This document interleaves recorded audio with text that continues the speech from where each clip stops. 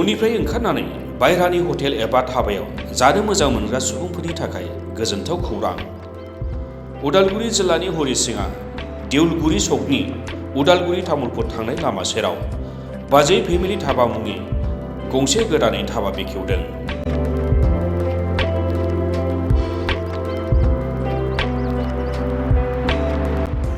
बकुल बसुमतारीनि बे गोदान धाबायाव बर'नि गासिबो जाग्रा आइटेमखौ मोनजागोन। बे जाग्रा आइटेमफोरनि गेजेराव गाहायै अमा नारजि, अनला दाउ, हा सबाय दाउ, नाफाम बाथोन, ना बोथिया, एम्फौ एवनाय बायदिखौ मोनजागोन। बेनि अनगायैबो फास्ट फुडनि आइटेमनिबो राहा दङ।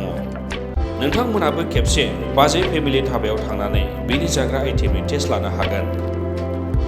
लोगोसेयैनो बाजै फेमिलि धाबानि थाखाय सासे रिसेपसनिस्ट सिख्ला नांगौ जादों आरो सोरबाफोर धाबायाव रिसेपसनिस्ट महरै खामानि मावनो गोसो गुदुंब्ला कन्टेक्ट खालामनो हागोन होनना फोरमायदों बिगुमा बकुल बसुमतारीया।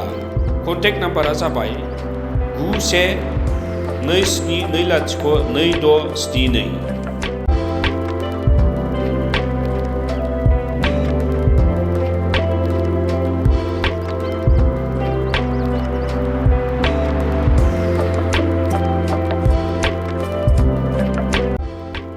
आं बेवहाय हटेल खुलिनायनि मिनिङानो जादों जेनेबा आं नुहुरो जे जोंनि बेवहाय हरिसिङा एरियायावहाय मोजां हटेल गैया। बिनि सायाव जेनेबा जोंनि एसे गिदिर जोंनि गोलाव गिदिर मानसिफोरा माबा मोनसे मोजां हटेलाव फैनो ओंखारोबा जानो लुबैबा जोंहा उसुबिदा जायो। बेनिखाय आङो बे बाजै हटेलखौ आं बेवहाय खुलिनाय जाबाय। मा आइटेम थागोन? आंनि बेवहाय बाजै हटेलाव मोननो थांनाय माबायानो जादों फार्स्ट नारजिजों अमा बेदरजों सोरबाफोर माबायोबा नारजि, अनला, नाफाम बाथोन आरो बिदिनो सबाय, एम्फौ भाजि, ना बोथिया फ्राय बेफोरखौ नोंथांमोना मोनजागोन।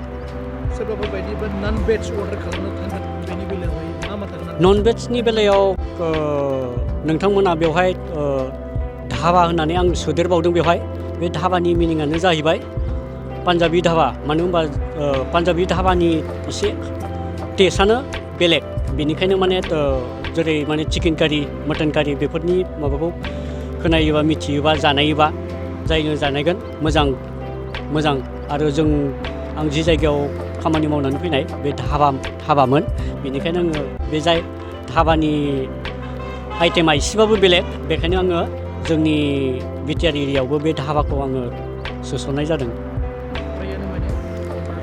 अनला दाउ सबायजों जानो गोसो दङबा अनलाजों दाउजों, सबायजों दाउजों, एम्फौ फ्राय, ना फ्राय, बिनि अनगायै अनलाजों दाउजों, मेवाजों अमा बेदरजों बेफोरबायदि जानो हागोन।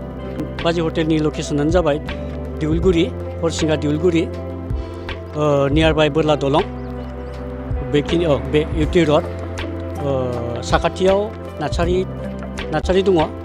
बे खाथियावनो आंखौ लोगो मोनगोन।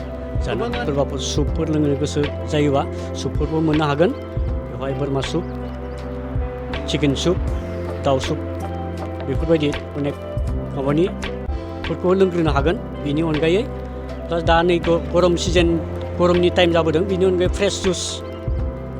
फ्रेश जुस बेफोरखौ आङो बनायनानै आं होग्रोगोन। बिनि उनावहाय नोंथांखौ सोंबावगोन नोंथाङा मा जागोन, रुटि बा फास्ट फुड आइटेम बा जोंनि बे बाजै फेमिलिनि फेमास नारजि अमा बेफोरबायदिखौ आं सोंनाय जागोन।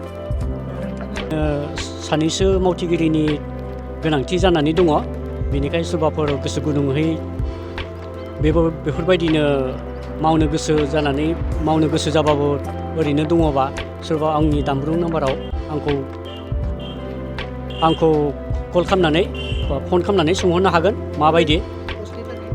आङो बेवहाय रिसेपसननि थाखाय सासे आरो हेल्पार माने होफैनाय मानाय कास्टमारफोरनो रायलायनाय मानाय बेफोरखौ आं सानैनि थाखाय आंनो गासै साथाम नांगौ। सानै आङो होफैनाय मानाय जगारि, सासे रिसेपसनाव जाहाथे माने जायहा रिसिभ खालामगोन बे लेंगुवेजनि प्रब्लेम जानो मोननाय नङा। आं लेंगुवेजखौ बेखौ आङो माबानानै आं बेखौ हेन्डेल खालामनाय जागोन रिसिभ खालामनाय जागोन